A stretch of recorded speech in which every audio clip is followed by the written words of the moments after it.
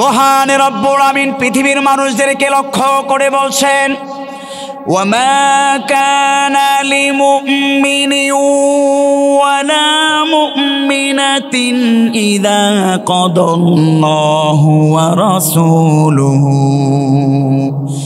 আন ইয়াকুনা লাহুমুল খিয়ারাতু মিন আমরিহিম।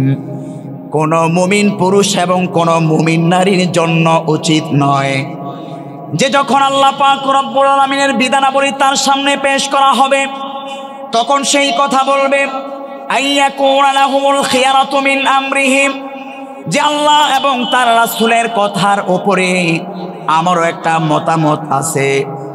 ওই হুজুর আপনি এগুলো কি বলছেন? বরং আমার কথাই আসল কথা। যদি হুজুর পূর্ণাঙ্গ কোরআনের কথা বলে থাকে তাহলে আল্লাহ জানিয়ে দিয়েছেন, তুমি যতই বড় নেতা হও না কেন, এই কোরআনের কথার উপরে তোমার কোনো কথা চলবে না। আল্লাহ পাক রব্বুল আমিন বলছেন, ওয়ামান ইয়াসিল্লাহা ওয়া রাসূলাহু ফাকাদ দাল্লা দালালাম মুবিনা। মহান রব্বুল আমিন বলছেন, আর যেই ব্যক্তি আমি আল্লাহ এবং আমার রাসূলের অবাধ্যতায় লিপ্ত হবে সেই স্পষ্ট পথভ্রষ্টতার মধ্যে থাকবে। আর যেই ব্যক্তি স্পষ্ট পথভ্রষ্টতার মধ্যে থাকবে তার ঠিকানা কি জান্নাত না জাহান্নাম হবে। এজন্য প্রিয় ভাইয়েরা আমার, পর্দার অন্তরালে আমার যেই সমস্ত বোনগুলো আছে, যেই সমস্ত মুক্তমনা নামদানি মুসলমান ইমানদার বান্দা নিজেদেরকে দাবি করেন আর বলেন যে আমার দেহ আমার শরীর, আমি পর্দা করব কি না করব এটা আমার ইচ্ছা, আল্লাহ তাআলা উক্ত আয়াতে কারিমার মাঝে জানিয়ে দিলেন, আইয়াকুনা লাহুমুল খিয়ারাতু মিন আমরিহিম। আল্লাহ এবং তার রাসূলের আদেশ যখন তোমাদের সামনে পেশ করা হয় তখন মুমিন বান্দার জন্য এমন কথা চলবে না যে আমারও একটা এই ক্ষেত্রে রায় আছে। আমার প্রিয় ভাইয়েরা, এই বিষয়ে আপনাদের মাঝে আরেকটি হাদিস উল্লেখ করছি। আল্লাহ এবং তার রাসূলের সামনে যে কোনো কথা আমার বান্দার চলবে না, এই বিষয়ে একটি হাদিস বুখারীর বর্ণনা, হাদিস নম্বর ৭২৮১ নম্বর হাদিস। عن جابر رضي الله تعالى عنه جاءت ملائكة إلى النبي صلى الله عليه وسلم। জাবের রাদিয়াল্লাহু তাআলা আনহু থেকে হাদিসটি বর্ণিত হয়েছে, বিশ্বনবী সাল্লাল্লাহু আলাইহি ওয়াসাল্লামের কাছে একদল ফেরেশতার দল আসলো। এসে বিশ্বনবী সাল্লাল্লাহু আলাইহি ওয়াসাল্লাম কি তারা দেখতে পেলেন তিনি ঘুমায় কি করে। নবীজি ঘুমাচ্ছেন। বিশ্বনবী সাল্লাল্লাহু আলাইহি ওয়াসাল্লামের কাছে একদল ফেরেশতা এসে দেখলেন বিশ্বনবী সাল্লাল্লাহু আলাইহি ওয়াসাল্লাম ঘুমিয়ে আছেন।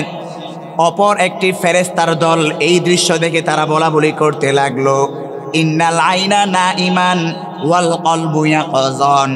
নিশ্চয় বিশ্বনবী সাল্লাল্লাহু আলাইহি ওয়াসাল্লামের চক্ষু ঘুমন্ত, ওয়াল কলবু ইয়াকযান, কিন্তু তার অন্তর জাগ্রত আছে।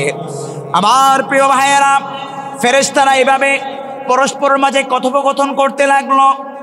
অতঃপর তারা বিশ্বনবী সাল্লাল্লাহু আলাইহি ওয়াসাল্লামের এই অবস্থাটুকুর সাথে একটা দৃষ্টান্ত পেশ করলেন। এক পর্যায়ে ফেরেশতাদের একটি দল বলতে লাগলো, নিশ্চয় ইন্নাহু নাইমুন, তিনি তো ঘুমায়। আরেক ফেরেশতার দল বলতে লাগলো, তিনি তো ঘুমায় না, বরং তার অন্তর জাগ্রত আছে। এবার ফেরেশতারা বিশ্বনবী সাল্লাল্লাহু আলাইহি ওয়াসাল্লামের এই দৃষ্টান্তর সাথে এক ব্যক্তির উদাহরণ টানলেন। ওই ব্যক্তি হচ্ছে সেই ব্যক্তি যেই ব্যক্তি এমন একটি দস্তরখানের দিকে মানুষদেরকে আহ্বান করছে, যেই দস্তরখানের ওপরে ভালো সুস্বাদু খাবারের ব্যবস্থা করে রাখা হয়েছে। অতঃপর ওই ব্যক্তি বাহির হয়ে মানুষদেরকে আহ্বান করছে। ওই ব্যক্তির ডাকে যেই ব্যক্তি এই দস্তরখানে মেহমানদারির সামিল হইল, ওই ব্যক্তি এই খাবারের মধ্যে সামিল হতে পারল। ফামান আজাবাদ দাইয়া, যে সাড়া দিল, দাখলাতিদ দার, সে ওই ব্যক্তি ওই দস্তরখানের ঘরের মধ্যে প্রবেশ করলো। আর ও আকালা মিনাল মাদুবাত, আর যেই ব্যক্তি ওই ব্যক্তির ডাকে সাড়া দিয়ে ওই দস্তরখানের খাবারের মধ্যে অন্তর্ভুক্ত হলো। ওমান লাম ইউজিবিদ দাইয়া, আর যেই ব্যক্তি ওই ব্যক্তির ডাকে সাড়া দিল না, সে ওই দস্তরখানের খাবারের মধ্যে অন্তর্ভুক্ত হতে পারল না। বিশ্বনবী সাল্লাল্লাহু আলাইহি ওয়াসাল্লামের এই হাদিসের মধ্যে এবার আরেক দল ফেরেশতা তখন বলা বলি করতে লাগলো, এই যে একটা দৃষ্টান্ত পেশ করলাম, একটা দস্তরখান, তার মধ্যে খাবারের ব্যবস্থা, আর অপর একজন ব্যক্তি ঘর থেকে বাহির হয়ে মানুষকে ডাকাডাকি করতে লাগলো। এই মূল ঘটনার উদাহরণ হচ্ছে নবী করিম সাল্লাল্লাহু আলাইহি ওয়াসাল্লাম আমাকে আপনাকে কল্যাণের দিকে, ভালো কাজের প্রতি আহ্বান করছে। যেই ব্যক্তি এই ঘরের মধ্যে প্রবেশ করবে সে জান্নাতের ঘরের মধ্যে প্রবেশ করলো, আর যেই ব্যক্তি জান্নাতের সেই ঘরের মধ্যে প্রবেশ করলো ওই ব্যক্তি জান্নাতের খাবার ভক্ষণ করতে পারলো। আর যেই ব্যক্তি ঘরের মধ্যে প্রবেশ করতে পারলো নবীজির ডাকে, ওই ব্যক্তির জন্য যিনি চিরসফলতার ঘোষণা দিয়ে দিলেন, বলুন তো তিনি কে? আমার প্রিয় ভাইয়েরা, এজন্য পর্দার বিধান কে দিয়েছেন বলুন তো? আল্লাহ এবং তার রাসূল। আল্লাহ এবং তার রাসূলের মাধ্যমে এই বিধানাবলীকে তিনি আমাদের উপর ফরজ করেছেন। সুতরাং আল্লাহ তাআলার কোরআনের আয়াতের মাধ্যমে আমরা বুঝতে পারলাম, যে আয়াতে কারিমা শুরু থেকে আমি তেলাওয়াত করেছিলাম, মহান রব্বুল আমিন পৃথিবীর মানুষদেরকে ডেকে ডেকে বলছেন, ওয়ামা কানা লিমুমিনিন ওয়ালা মুমিনাতিন ইযা কাদাল্লাহ। যখন আল্লাহ এবং তার রাসূলের কোনো কথা তোমাদের মাঝে এসে যায়, আইয়াকুন লাহুমুল খিয়ারা, তখন তোমাদের কোনো ইখতিয়ার নাই যে এই কথা বলার, যে এই বিধানের বিষয় আমি মানুষ হিসাবে আমারও একটা কথা আছে। উক্ত আয়াতে কারিমার মাধ্যমে দলিল খুঁজে পেলাম, কোরআনের আলোকে আমাদের কোনো ইখতিয়ার নাই। বিশ্বনবী সাল্লাল্লাহু আলাইহি ওয়াসাল্লামের হাদিসের মাধ্যমে বুঝতে পারলাম, নবীজির ডাকে যে ব্যক্তি সাড়া দেবে ওই ব্যক্তি জান্নাতের মধ্যে প্রবেশ করবে। এই ব্যক্তি ওই দস্তরখানাওয়ালা ঘরের মধ্যে প্রবেশ না করবে, ওই ব্যক্তি জান্নাতের মধ্যে প্রবেশ করতে পারবে না। এই জন্য যেই নবী, যেই আল্লাহ কোরআনুল কারীমের মাধ্যমে পর্দান বিধানকে আমাদের উপর ফরজ করে দিলেন, এই আহ্বানের প্রতি যদি আমি আপনি সাড়া না দেই, তাহলে আমার আপনার জন্য যিনি জাহান্নামের ব্যবস্থা করে রাখলেন, বলুন তো তিনি কে? সম্মানিত প্রিয় ভাইরা, আসুন এবার আপনাদের মাঝে এই পর্দা সম্পর্কে আল্লাহ পাক রব্বুল আমিন পবিত্র কোরআনুল কারীমের মাঝে কি দিক নির্দেশনা তিনি আমাদের মাঝে তুলে ধরছেন, সরাসরি পবিত্র কোরআনুল কারীমের সূরাতুল আহজাবের 59 নম্বর আয়াতে কারিমার আলোকে কিছু কথা বলার চেষ্টা করি। এর পূর্বে যে অধ্যায়টা দিয়েছি সেটা হচ্ছে কোরআন এবং হাদিসের কথা যদি অমান্য করি তাহলে আমাদের ঠিকানা কি হবে তার দৃষ্টান্ত বলেছিলাম। এবার সরাসরি আমরা পর্দার বিধান যে আমাদের উপর ফরজ করে। আওয়াজটা তো সমস্যা করে কেন ভাই? সমস্যা আপ ডাউন করে কেন? সম্মানিত প্রিয় ভাইরা, কোরআন এবং হাদিসের আলোকে পর্দা যে আমাদের উপর ফরজ, এই বিষয়টা নিয়ে একটু বিস্তারিত আলোচনা করার চেষ্টা করব। আল্লাহ পাক রব্বুল আমিন পবিত্র কোরআনুল কারীমের মাধ্যমে জানিয়ে দিচ্ছেন, ও দুনিয়ার মানুষেরা, আমি তোমাদের ওপর যেমন নামাজকে ফরজ করে দিলাম, যেমন হজকে ফরজ করে দিলাম, কুরবানিকে যেমনইভাবে ওয়াজিব করে দিলাম, ঠিক একইভাবে আমি রব্বুল আমিন তোমাদের উপর পর্দার বিধানকেও ফরজ করে দিয়েছি। বরং নামাজের চাইতে পর্দান বিধান অনেক গুরুত্বপূর্ণ। কারণ অনেক ক্ষেত্রে নামাজ যদি কাজা হয়ে যায় তাহলে আপনি সেই নামাজটা রাতের 1/3 আদায় করতে পারবেন। ফর এক্সাম্পল, এশার নামাজ যদি জামাতের সহিত আদায় করতে না পারেন তাহলে সেই এশারের নামাজটা ফজরের পূর্বেও সকল ইমামদের ঐক্যমতে আপনার জন্য কাজা করার অপশন আছে। কিন্তু এই মুহূর্তে যদি আপনি চান্দিনা বাজার দিয়ে হেঁটে হেঁটে বেশ কিছু নর্তকীর নাচ দেখে আসেন, কিংবা পালকি সিনেমার মধ্যে নর্তকী দেখে আসেন, এই যে আপনি পর্দার বিধানকে লঙ্ঘন করলেন, এই পর্দার বিধানকে আপনি কি কাজা করার মাধ্যমে আদায় করতে পারবেন?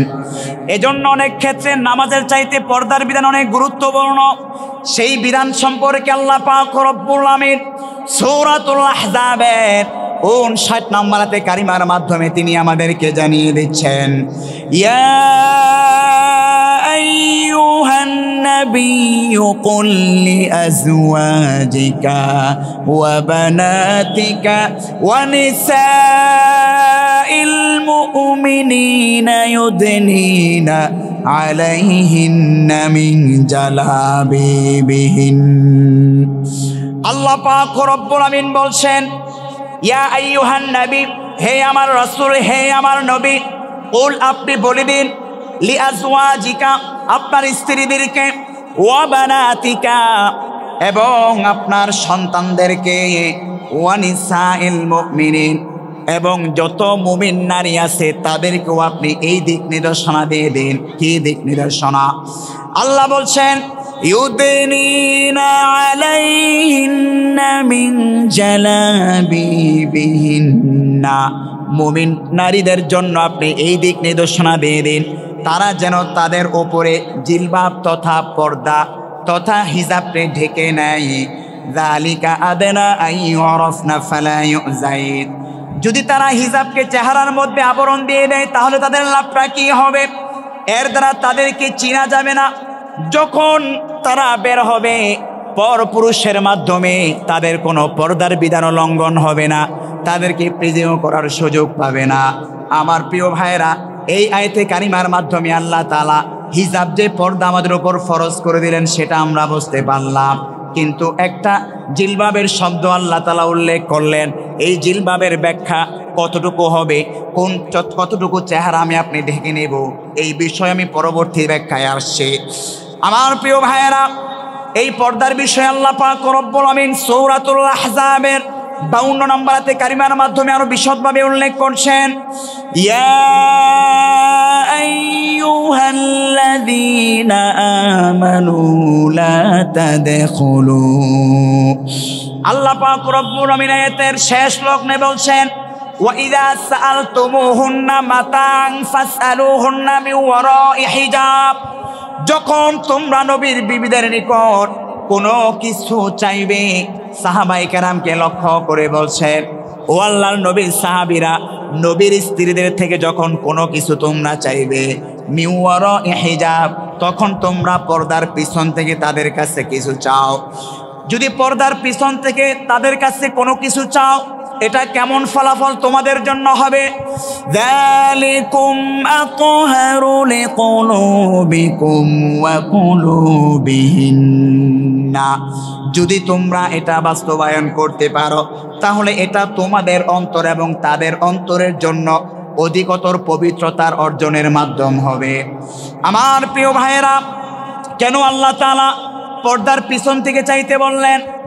কারণ মানুষ যে যখন যাকে দেখে, মূল আকর্ষণ চোখের মধ্যে, যখন একজন নারীকে আমরা দেখি তখন অন্তরে জাগ্রতে হারে, রাতের আধারে যদি তাকে কাছে পাইতাম তাহলে তো ডিসুম ডাসুম করতে পারতাম, অথবা যদি এক নজর কাছে পেতাম তাহলে বিভিন্ন পার্কে তাকে ঘুরতে পেতাম। এই জন্যই ফেসবুক, ইউটিউবে যারা আমরা চ্যাটিং করি, প্রথমে হাই করি, তারপরে হ্যালো, তারপরে অডিও কলে কথা, তারপরে ভিডিও কলে কথা, ভিডিও কলে কথা শেষ হওয়ার পর পার্কে যেয়ে দেখা আসে না নাই, আর পার্কে যখন দেখা করি তখন একজন অপরজনের মাধ্যমে দর্শনের শিকার হয় কি হয় না? তার মানে বুঝতে পারলাম মূল আকর্ষণ হচ্ছে দেখার আকর্ষণ। এই দেখা যদি বন্ধ করে দিতে পারি তাহলে মানুষের সৌন্দর্য আর আমার চোখে ভাসবে না। এজন্য আল্লাহ তাআলা আয়াতে কারিমার মাঝে জানিয়ে দিলেন, যখন কোনো কিছু চাইবে পর্দার আড়াল থেকে চাও। আমার প্রিয় ভাইয়েরা, যখন নারীদের সাথে কথা বলবে পুরুষগণ, এই নারীদের কণ্ঠটাকেও আল্লাহ তাআলা পর্দার অন্তর্ভুক্ত করে দিলেন। আল্লাহ পাক রব্বুল আমিন জানিয়ে দিলেন অপর আয়াতে কারিমার মাঝে, ফালা তাখদা'না বিল কওলি ফায়াতমা'আল্লাযী ফী কলবিহি মারাদু ওয়া কুলনা কওলাম মা'রুফা। নারীদের কণ্ঠটাকেও আল্লাহ তাআলা পর্দার অন্তর্ভুক্ত করে দিলেন। অনেক নারী এমন আছে যাদের কণ্ঠ শুনলে আপনি পাগলপারা হয়ে যাবেন, তার প্রেমে মাতোয়ারা হয়ে। এজন্য আল্লাহ পাক রব্বুল আমিন নারীদের কণ্ঠকে পর্দার অন্তর্ভুক্ত করে দিলেন। আল্লাহ বলছেন সূরাতুল আহজাবের 32 নম্বর আয়াত, ফালা তাখদাউনা বিল কওল ফায়াতমা'আল্লাযী ফী কলবিহি মারাদু ওয়া কুলনা কওলাম মা'রুফা। তোমরা নম্র ও কোমল সুরে পুরুষদের সাথে কথা বলেও না। যদি নম্র ও কোমল সুরে পুরুষের সঙ্গে কথা বলো তাহলে ওই পুরুষের অবস্থা কি হবে? ফি কলবিহি মারাদুন, যার অন্তরে রোগ আছে। কিসের রোগ? কণ্ঠের মাধুর্যতা হয়ে যার অন্তরে ভালোবাসার রোগ আছে, যার অন্তরে খারাপের রোগ আছে সে তোমার প্রতি আকৃষ্ট হয়ে যাবে। এজন্য তোমরা পুরুষদের সাথে নরম সুরে কথা বলিও না। এজন্য নারীদের প্রতি আদেশ দেওয়া হয়েছে, যখন তারা পুরুষদের সঙ্গে কথা বলবে, যখন ফোন করবে, ভাইয়া কেমন আছেন, ভাবি কেমন আছেন, অনেক ভাবে দেখবেন ভাইয়া কতদিন যাবত আপনাকে দেখি না, কতদিন হলো আপনি আপনার ভাইয়ের বাসায় আসেন না একটু ঘুরে যান। এভাবে নয়, বরঞ্চ না আপনার ভাইয়া বাসায় নাই, আপনি যাকে ফোন দিয়েছেন আপনার ভাইয়া বাসায় নাই, কর্কশ ভাষায় কথা বলার নিয়ম। পরপুরুষদের সাথে আপনি যদি নরম ভাষায় কথা বলেন ও তো আপনার কণ্ঠের পাগল হয়ে যাবে। এজন্য পরপুরুষদের সাথে কথা বলার নিয়ম হচ্ছে, ফোন যখন রিসিভ করবেন, কে বলছেন, না আপনার ভাই বাসায় নাই, আপনার বন্ধু বাসায় নাই, জি আসলে ফোন দেবে তিনি। কর্কশ ভাষায় কথা বললে একদিন দুদিন তিন দিন বলবে, ও মা রে মা, যার সাথে কথা বলছি তো পুরো দাজ্জাল মার্কা মহিলা, তো ওর কাছে পাওয়ার চেষ্টা দূরের কথা, ওর সাথে কথা বলেই তো আমি প্রশান্তি হচ্ছে না হৃদয়। এই জন্য প্রিয় ভাইরা আমার, আল্লাহ পাক রব্বুল আমিন সূরাতুল আহজাবের 33 নম্বর আয়াতে কারিমার মাঝে এই পর্দার বিষয়টা তিনি আরও বিস্তারিতভাবে আমাদের মাঝে উল্লেখ করছেন। আমার প্রিয় ভাইয়েরা, আমার বন্ধুগণ, মহান রব্বুল আমিন পৃথিবীর মানুষদেরকে লক্ষ্য করে বলছেন, ওয়াকারনা ফি বুয়ুতিকুন্না ওয়ালা তাবাররাজনা তাবাররুজাল জাহিলিয়া। আল্লাহ তাআলা জানিয়ে দিচ্ছেন পৃথিবীর মানুষগুলোকে, তোমরা তোমাদের ঘরসমূহের মধ্যে অবস্থান করবে, ওয়ালা তাবাররাজনা তাবাররুজাল জাহিলিয়া, আর তোমরা জাহিলি যুগের নারীদের মতো তোমাদেরকে প্রদর্শন করিও না। আমার প্রিয় ভাইয়েরা, উক্ত আয়াতে কারিমার মাঝে আল্লাহ তাআলা দুইটা দিক নির্দেশনা তিনি আমাদের মাঝে দিলেন। এক নম্বর, নারীদেরকে ঘরের মধ্যে অবস্থান করার কথা বললেন। নাম্বার 2, তারা যেন জাহিলি যুগের নারীদের মতো নিজেকে প্রদর্শন না করে। প্রিয় ভাইয়েরা আমার, ওয়াকারনা ফি বুয়ুতিকুন্না, এই ওয়াকারনার স্থানে আল্লাহ পাক রব্বুল আমিন চাইলে বলতে পারতেন ওয়াজিলিসনা, হে নারী জাতিগণ, তোমরা ঘরের মধ্যে বসে থাকো, তোমরা ঘরে বাহির হইও না। বরঞ্চ আল্লাহ তাআলা ওয়াজিলিসনা না বলে কেন ওয়াকারনা শব্দ উল্লেখ করলেন? অথবা আল্লাহ তাআলা এখানে ওয়াকারনা শব্দ না বলে তিনি বলতে পারতেন ওয়াদখিলনা, হে নারী জাতিগণ, তোমরা তোমাদের ঘরের মধ্যে প্রবেশ করো, তোমরা বাহির হইও না। বরঞ্চ আল্লাহ তাআলা ওয়াজিলিসনা শব্দ বলে নাই, ওয়াদখিলনা শব্দ বলে নাই, বরঞ্চ আল্লাহ পাক রব্বুল আমিন ওয়াকারনা শব্দ বলেছেন। কেন আল্লাহ তাআলা ওয়াকারনা শব্দ বলেছেন? ওয়াকারনা শব্দের শাব্দিক অর্থ হচ্ছে স্থির থাকা। কি থাকা? স্থির থাকা। আর ওয়াজিলিসনা জালাসা ইয়াজলিসু, সেটা হচ্ছে বসা। আর বসা তো ওই ব্যক্তিকেই বলা হয় যেই ব্যক্তি দাঁড়িয়ে থাকে। যখন কোনো ব্যক্তি দাঁড়িয়ে থাকে তখন আমরা বলি ভাই আপনি বসে যান, ঠিক না বে ঠিক? বসা ব্যক্তিকে আমরা বলি না যে ভাই আপনি বসেন, বরঞ্চ যে ব্যক্তি দাঁড়িয়ে থাকে তাকে আমরা বলি বসেন। ঠিক একইভাবে ওয়াদখিলনা প্রবেশ করা, যেই ব্যক্তি, তার ক্ষেত্রে প্রবেশ করার অর্থ যায় যে ব্যক্তি এই মুহূর্তে বাহিরে আছে। বললাম ভাই আপনি মাহফিলের প্যান্ডেলে বাহিরে না থেকে আপনি মাহফিলের ভিতরে প্রবেশ করেন, কিন্তু আল্লাহ পাক রব্বুল আমিন এখানে ওয়াজিলিসনা ওয়াদখিলনা শব্দ কোনোটাই ব্যক্ত করলেন না, বরঞ্চ নারীদের ক্ষেত্রে ঘরে অবস্থানের ক্ষেত্রে ওয়াকারনা শব্দ উল্লেখ করলেন। আর ওয়াকারনা শব্দের অর্থ হচ্ছে স্থির থাকা। আমার প্রিয় ভাইয়েরা, যে ব্যক্তি বাহির থেকে ভিতরে প্রবেশ করে সে স্থির রইল না, ঠিক না বে ঠিক? যেই ব্যক্তি দাঁড়িয়ে থাকে সে যখন বসার কথা বললাম সেই ব্যক্তিও স্থির তাকে বলা হয় না। স্থির বলা হয় যখন আমাদের লালমাই পাহাড়, এই যে বিশাল বড় বড় পাহাড়গুলো, এই পাহাড়গুলোকে আপনি ঠেলে সরাতে পারবেন। এই পাহাড়গুলো আপন জায়গায় স্থির আছে। পাহাড়গুলোর ক্ষেত্রে আমরা কি বলি? যে পাহাড় তার আপন জায়গায় স্থির আছে। কিন্তু এই যে আপনারা চেহারে বসে আছেন, আপনাদেরকে কিন্তু আমি বলবো না যে আপনারা স্থির আছেন, বরং কিছুক্ষণ পরে আপনারা চলে যাবেন।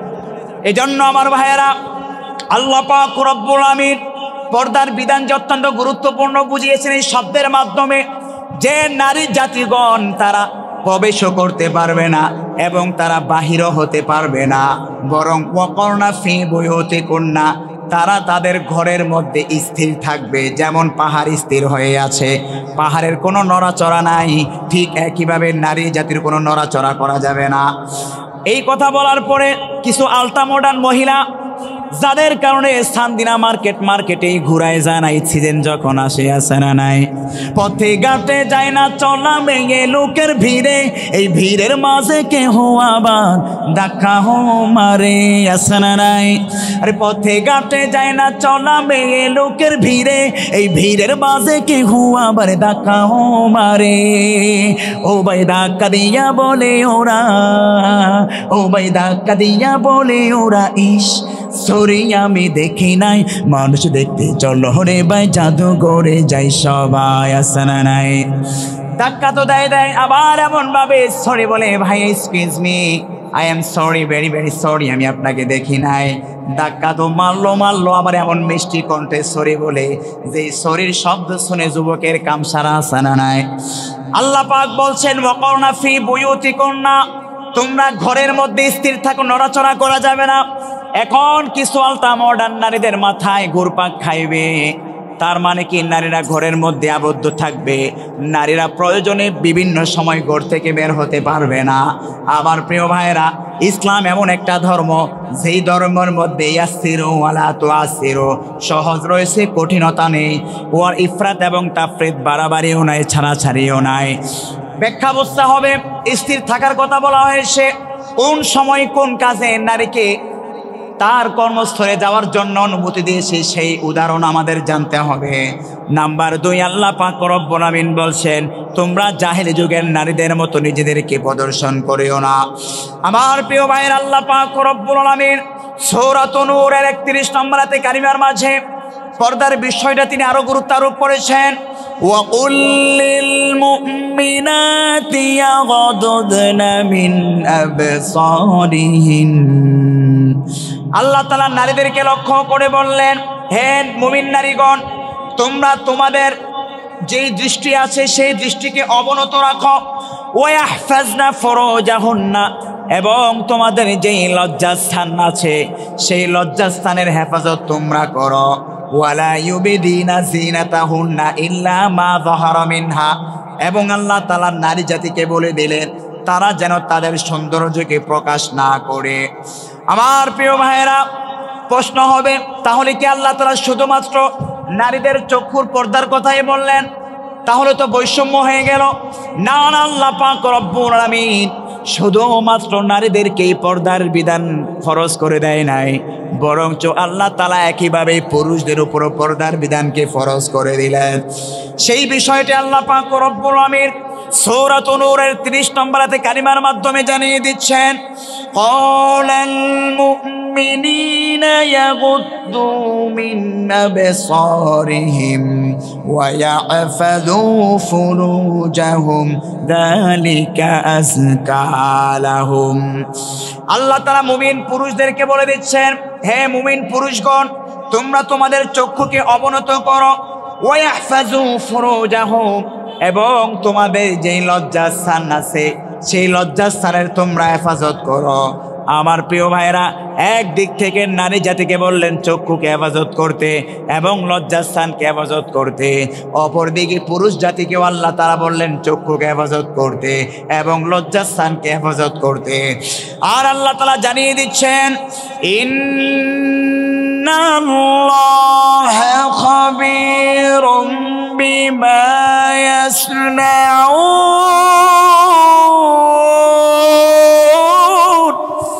আল্লাহ বলছেন, নিশ্চয় বান্দা তুমি যেটা ভাবো, তোমার অন্তরে যা কিছু জাগ্রত হয়, ওই অন্তরের খবর কিন্তু আমি আল্লাহ তাআলা জানি।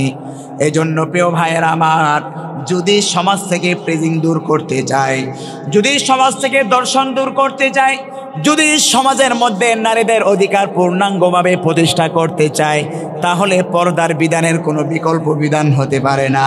চিপসের প্যাকেট যখন 10 টাকার চিপস কিনবেন, ওই চিপসের প্যাকেটে লেখা থাকে দর্শন মুক্ত বাংলাদেশ চাই, ইপ্রিজিং মুক্ত বাংলাদেশ চাই।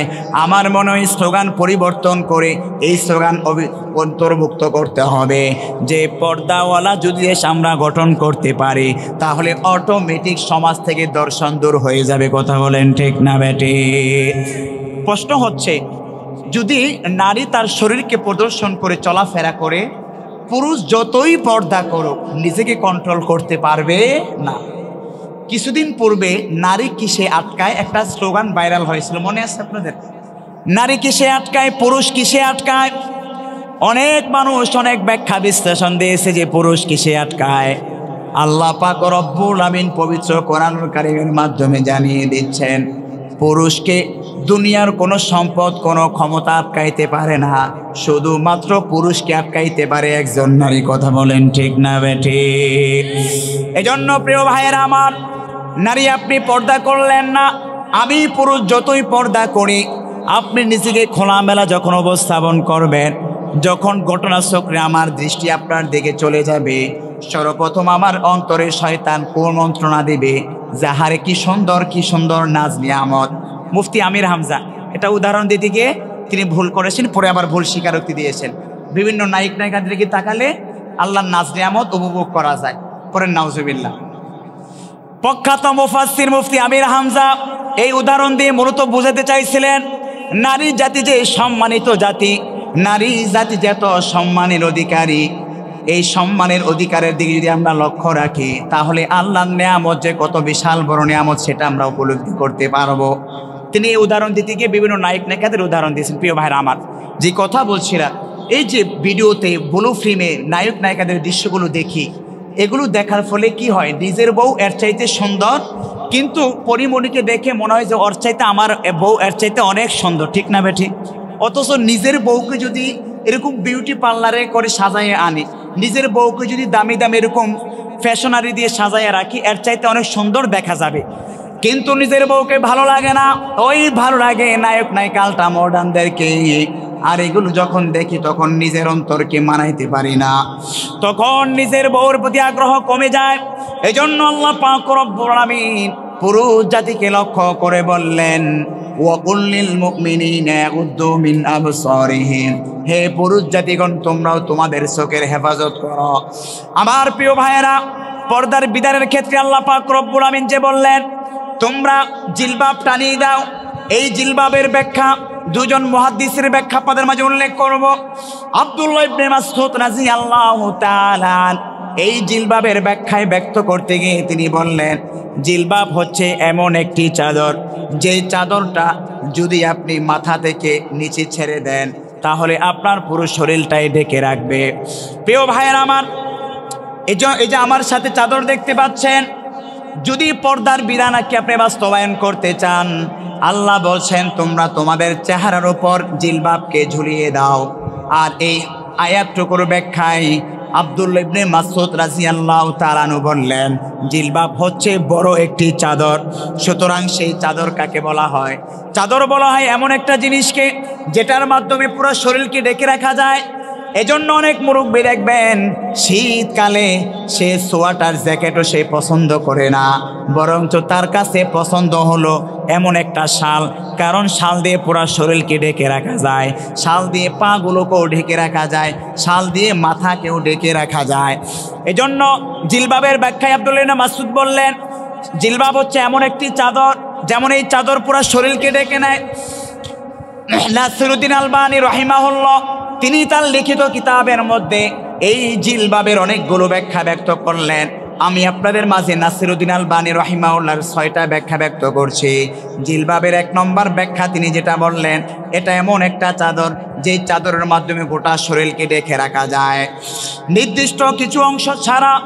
নাম্বার 2 তিনি ব্যাখ্যা করলেন, জিলবাব এমন একটি চাদর যেই চাদর সৌন্দর্য হবে না, বরং এটা নারীকে ঢেকে রাখবে। কারণ জিলবাব যদি সুন্দর হয়, ঝাঁকজমক হয়, তাহলে নারীর প্রতি আকর্ষণ বাড়বে না কমবে। সমাজের মধ্যে এমন অনেক নারী দেখবেন পর্দা তো করে না, এমন টাইট ফিটিং বোরকা, এমন সুন্দর আকর্ষণীয় হিজাব পরে, যে হিজাবের কারণে অনেক পুরুষ তার প্রতি আরো আকৃষ্ট হয়ে যায়। এই জন্য নাসিরউদ্দিন আলবানী রাহিমাহুল্লাহ জিলবাবের ব্যাখ্যায় তিনি বললেন, সুন্দর হওয়া যাবে না, এই চাদর সুন্দর ছাড়া হওয়া লাগবে। 3 নাম্বার তিনি ব্যাখ্যা ব্যক্ত করলেন, এমন হওয়া যা পরলে ভিতরে কি কাপড় আছে সেটা দেখা যায়, তাহলে এটা জিলবাব হবে না। আমার প্রিয় ভাইরা আমার, এজন্য আলবানী রাহিমাহুল্লাহ বলছেন এমন পোশাক পরা যাবে না যেটা ভিতরের পোশাক দেখা যায়। 4 নম্বরে তিনি বললেন, জিলবাবের বৈশিষ্ট্য হবে ঢিলা ঢালা হওয়া লাগবে। ঢিলা ঢালা হওয়া, টাইট ফিটিং না হওয়া, অনেক নারী আছে এমন এমন টাইট ফিটিং পরে যে শরীরের মাপ বোঝা যায় যে ওর কি বলে পাছাটা 40, ফোলাফাইন নামতা পরে কি পরে যে পাছাটা 40, তো বোঝায় যে ওর ওইটা বড় আছে না নাই। এজন্য আমার প্রিয় ভাইরা এটা কেন বলে, কারণ আপনি টাইট ফিটিং পরেছেন, তবে যেই সমস্ত পোলাবাইন দুষ্টু তাদের আলাপ ভিন্ন। 5 নম্বরে আলবানী রহিমাউল্লাহ জিলবাবের ব্যাখ্যায় ব্যক্ত করতে গিয়ে বললেন, অমুসলিম নারীদের যেই পোশাক আছে সেই পোশাকের মতো আমার পোশাক হওয়া যাবে না। অমুসলিম নারীরা যেই পোশাক পরিধান করছে আমি মুসলিম নারীও যদি সেই পোশাক পরি তাহলে তো হলো না। আমার প্রিয় ভাইরা 6 নম্বর যেই ব্যাখ্যাটাই ব্যক্ত করলেন, সুগন্ধি ব্যবহার করা যাবে না। অনেক নারী দেখবেন নিজের ঘরে থাকে, জীবনেও সুগন্ধি ব্যবহার করে না স্বামীর মনোরঞ্জনের জন্য। যখন ঘর থেকে বের হয় তখন এমন স্প্রে লাগায়, স্প্রে লাগানোর উদ্দেশ্য কি, মানুষ যখন একজন মানুষ রাস্তা দিয়ে হেঁটে যায় করে নারে খুব দামি একটা কি পড়ছে স্প্রে লাগাইছে, তো স্প্রে যখন লাগায় তখন মানুষের প্রতি আকৃষ্ট হয়ে যায়। এই জন্য এমন স্প্রেও ব্যবহার করা যাবে না বাহির হওয়ার সময় যে স্প্রের কারণে মানুষ আকৃষ্ট হয়। তবে ঘরের মধ্যে নারী জাতিগণ সুগন্ধি আমরা ব্যবহার করতে পারি, এতে কোনো আপত্তি নাই। সম্মানিত প্রিয় ভাইরা, আমি যেই বিষয়টা আপনাদের মাঝে আলোচনা করার চেষ্টা করেছি সূরাতুল আহজাবের আলোকে, আল্লাহ পাক রব্বুল আমিন নারী জাতির ঠিকানা বানিয়েছেন বাহির না ভিতরে? আর এই ভিতরে যে বানিয়েছেন এটা কি ইজলিস না ওয়াদাখিলনার ব্যাখ্যায় নাকি ওয়াকরনার ব্যাখ্যায়? আমি আপনাদের মাঝে ইজলিস না ওয়াদাখিলনা এবং ওয়াকরনার ব্যাখ্যাও ব্যক্ত করেছিলাম। আল্লাহ এখানে কেন ওয়াজলিস না এবং ওয়াদাখিলনা বলে নাই, বরং ওয়াকরনা ফি বুয়ুতিকুন্না কেন আল্লাহ বলছেন? বরঞ্চ আল্লাহ এখানে বোঝাতে চাইলেন পাহাড় যেমন তার আপন জায়গায় স্থির থাকে, ঠিক একইভাবে ওয়াকরনার শব্দের অর্থ হচ্ছে সেটা নারী জাতি তার আপন ঘরের মধ্যে ঠিক একইভাবে স্থির থাকবে, অপ্রয়োজনে নড়াচড়া করা যাবে না। তবে প্রয়োজনে ফোকাহি কেরাম যে ব্যাখ্যা বিশ্লেষণ দিয়েছেন, নিজের জান যখন বিন্যাস হয়ে যাবে, নিজের সন্তান যখন অসুস্থ হয়ে যাবে, পর্দা পশিদার মাধ্যমে জিলবাবের যে ব্যাখ্যা আমি আপনাদের মাঝে দিয়েছি সেই ব্যাখ্যা যদি আপনি নিজের শরীরের মধ্যে অ্যাপ্লাই করার মাধ্যমে বাহির হতে পারেন তাহলেই আপনার বের হওয়ার অনুমতি আছে। এছাড়া অন্যান্য কাজে অ্যাভেলেবেল বের হওয়ার কোনো অনুমতি নাই। কর্মক্ষেত্রেও নারীদের অনুমতি আছে। ফোকাহে কেরাম যে রোড ম্যাপ কর্মসূচি ঘোষণা করেছেন সেগুলো আমাদের জেনে শুনে তারপরে ব্যাংক ব্যালেন্স স্কুল কলেজ যেটাই বলেন, আমি যে কর্মক্ষেত্রে অংশগ্রহণ করছি আপনার পরিবারের অ্যাবিলিটি বুঝে আপনার জন্য অনুমতি আছে না নাই সেটা বুঝে তারপরে আপনার কর্মক্ষেত্রে অংশগ্রহণ করার সুযোগ ইসলাম দিয়েছে। কামাই করার মতো পুরুষ আছে, তো আপনার তো দরকার নেই যে কামাই করার। এই জন্য ফোকাহে কেরাম শর্ত সাপেক্ষ নারীদেরকে ঘর থেকে বের হওয়ার অনুমতি দিয়েছে। সেই প্রয়োজন যখন আপনি ইসলামের কাছে প্রশ্ন করবেন তখন আপনাকে ইসলাম সেই সাজেশন দেবে। যে কথাগুলো আমি বলেছি পর্দার বিষয়ে, আল্লাহ পাক রব্বুল আমিন আমাদের সকলকে প্রকৃত পর্দা মেনে চলার তৌফিক দান করুন। সকলে পড়ছি আমিন। টাইট ফিটিং পর্দা নয়, বরঞ্চ ইসলাম যে পর্দার পূর্ণাঙ্গ বিধান দিয়েছেন সেই পর্দার বিধান যেন আমরা মেনে চলতে পারি, আল্লাহ সকলকে সেই তৌফিক দান করুন। সকলে পড়ছি আমিন।